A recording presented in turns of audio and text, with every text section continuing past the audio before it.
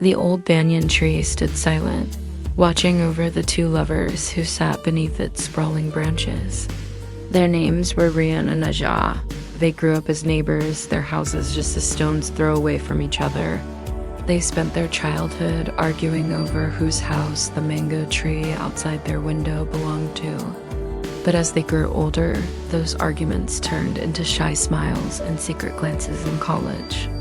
They fell in love without knowing it, their feelings as unspoken as the vows they would someday take.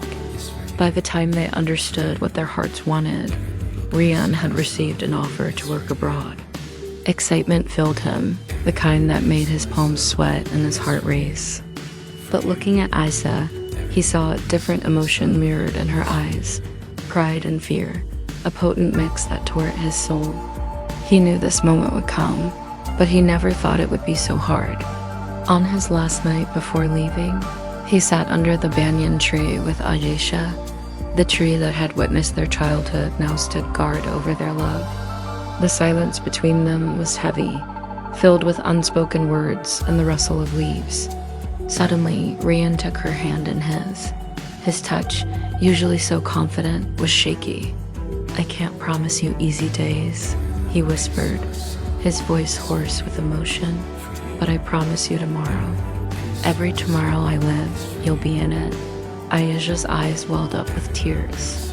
She nodded, her voice catching in her throat. "Then I'll wait," she whispered back, "no matter how many tomorrows it takes." Distance tested them.